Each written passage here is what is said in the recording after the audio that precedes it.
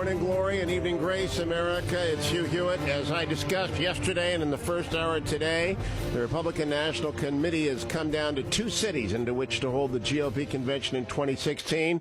One of them is Dallas, which, as far as I can tell, has an airport to recommend to it. The other is Cleveland, but I decided that I would disqualify myself, having spent much of my youth in Municipal Stadium, and I would go to an unbiased, objective evaluator of the two cities.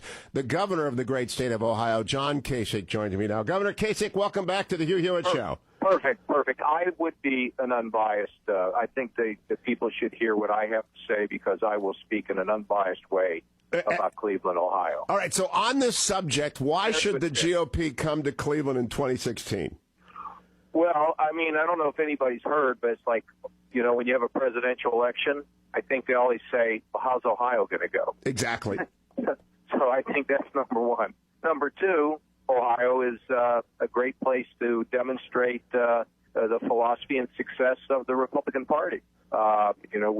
We're up 250,000 jobs. We went from, we were 350,000 in the hole, up 250,000 plus, $8 billion in the hole. Now we're running surpluses. And at the same time that we are doing better economically, Hugh, we are also making sure that we take care of people who live in the shadows. So it's a perfect place to demonstrate, you know, that Republican principles work. Number two, that Ohio's a critical state. Number three, it will be so exciting because the people in Cleveland will roll out red carpets. There aren't enough red carpets. We're going to have to import red carpets. Now, you've been to a lot of Republican conventions. My guess is you've been to Republican conventions back to Kansas City in 76? I was at the 76 convention when Ronald Reagan didn't win, and I was intimately involved in that campaign. And see, I thought so. And so the part of a convention is a party gets enthusiasm from having fun. And there are a lot of great things about Dallas, and I think you ought to offer them good seating at the convention hall over at Gund Arena. But if you want to have fun, there's just no difference between Cleveland and Dallas. You're going to have fun on the lake, and you're going to have fun at the Rock and Roll Hall of Fame and the Science Center and all these other places. Cleveland Museum, the Cleveland Orchestra, so many things. I think the difference is it never gets to be like 150 degrees in Cleveland like it does in Dallas. So I think that's a plus for it. I remember going to the convention in Dallas, at one in Houston, and I mean, seriously, they're great cities. There's no question about it. But it is unusually hot.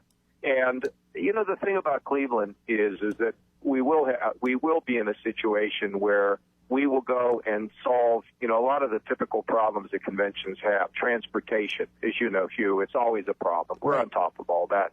The people of Cleveland have come out like you wouldn't believe. The people of the state are excited. We're helping from the state of Ohio standpoint with our Jobs Ohio, putting money into this thing. I mean, this is really the right pick for so many reasons. You know, so many good reasons. I also want to illustrate sort of a meta lesson.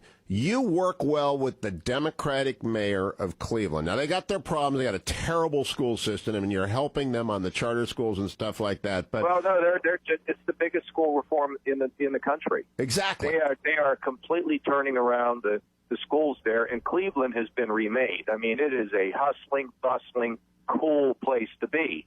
So it's alive, and it can also demonstrate how urban areas can come back. But Hugh, I mean, really, bottom line is Ohio. Come on, right? You don't have to sell me. We're not winning Texas, and we're not winning Texas. We ain't winning anything. Now, your margin in Cuyahoga County 4 years ago, I know you're going to improve on it this November, but it's also the case that if you hold a convention in the middle of a deep blue county, you cut into that margin and you help the general ticket in the fall. And I think people don't get that. I've been getting these questions, why would we go to a deep blue city? And the answer is we want to make it light blue. Well, and beyond that, Hugh, I mean, the fact of the matter is it's Ohio. And it's not just, and look, Cleveland it's blue collar in a lot of ways. You've seen that. I mean, it has great pockets of the ethnics. You know, those are the people that Reagan was able to attract.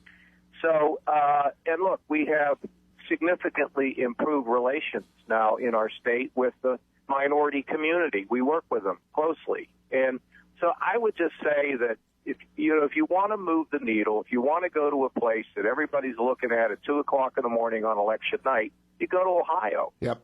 Right. And it demonstrates all the fantastic things that we can do when we follow conservative principles. I mean, I don't know why it would be hard really to make this choice. Now, I know I'm from Ohio, so, you know, even though I'm unbiased, I could think people might think I am. But all kidding aside, it just makes total sense to go to Ohio. And it would just be, I don't think Cleveland's ever hosted the GOP convention. I could be wrong about that, but my history book is it has not. I think we've been in Cincinnati before, and it would be a tremendous boost. A last question. I mean, there would be so much excitement and enthusiasm. It would display everything that is good about the Republicans and how they've turned things around.